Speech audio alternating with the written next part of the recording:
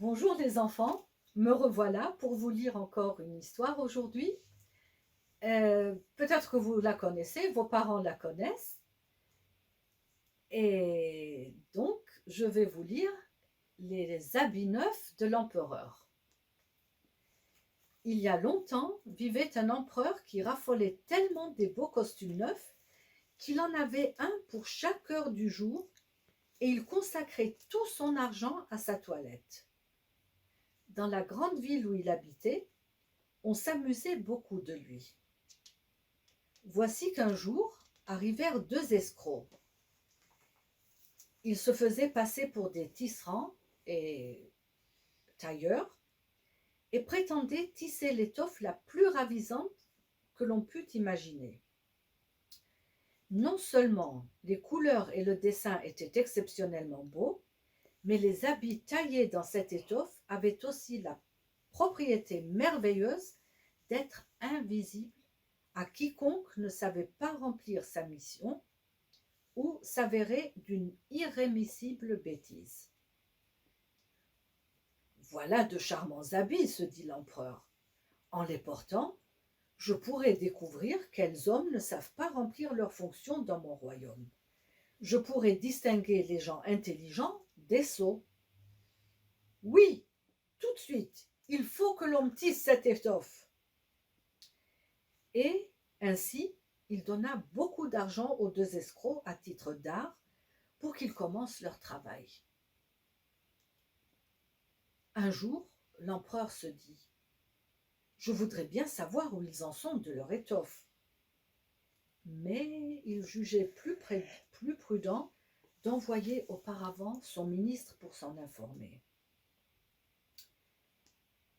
Alors, il délégua son vieux et brave ministre, car il est intelligent, se dit-il dans sa barbe, et que personne ne remplit sa fonction mieux que lui.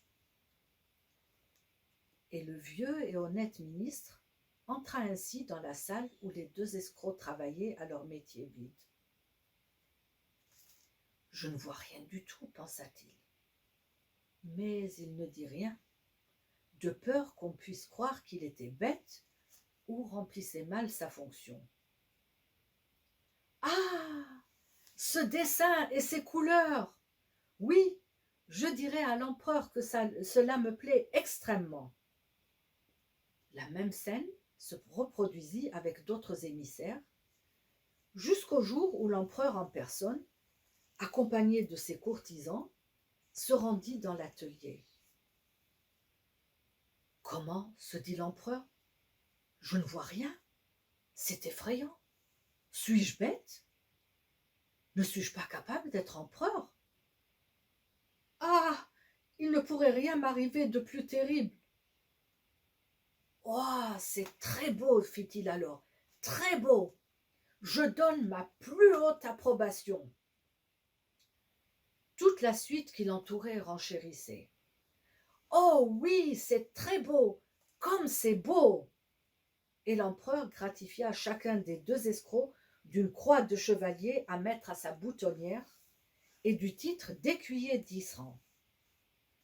Et c'est ainsi que l'empereur décida qu'il porterait ce nouveau costume lors de la grande procession.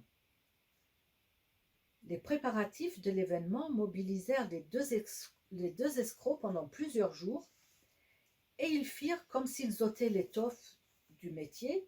Ils coupaient l'air avec de grands ciseaux, cousaient avec des aiguilles sans fil. Puis ils déclarèrent enfin « Voilà, le costume est terminé. Votre Majesté impériale veut-elle avoir la bonté de se déshabiller pour que nous lui mettions l'habit neuf devant ce grand miroir ?» L'empereur ôta alors tous ses vêtements et les escrocs firent simplement les gestes de le vêtir avec des habits d'apparat qui n'existaient pas. « Dieu, comme c'est bien pris!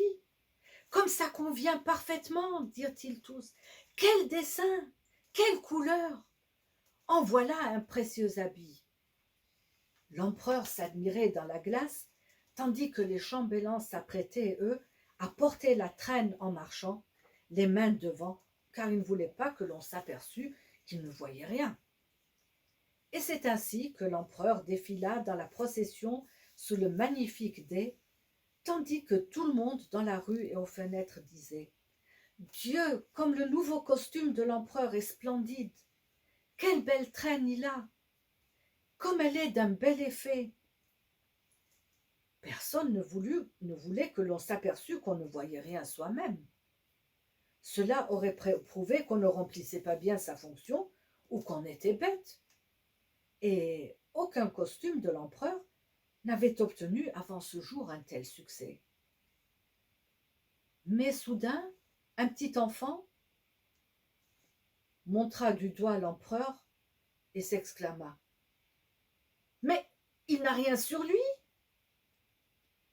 Grand Dieu, entendez la voix de l'innocence, dit le père. » Et chacun de chuchoter à son voisin ce que l'enfant avait dit. « Il n'a rien sur lui. Un petit enfant dit que l'empereur n'a rien sur lui. »« Il n'a rien sur lui. Il n'a rien sur lui !» cria finalement tout le peuple. Alors l'empereur eut un frisson, car il lui semblait bien que les gens avaient raison. Mais il se disait qu'il lui fallait subir la procession jusqu'au bout, et il prit une allure encore plus fière, et les chambellans marchèrent, tenant la traîne qui n'existait pas. Et quand les gens virent la fière allure de leur empereur qui marchait tout nu et qui ne se laissait pas avoir par toutes ces exclamations, ils l'admirèrent encore plus parce qu'ils virent qu'il avait une forte personnalité malgré tout.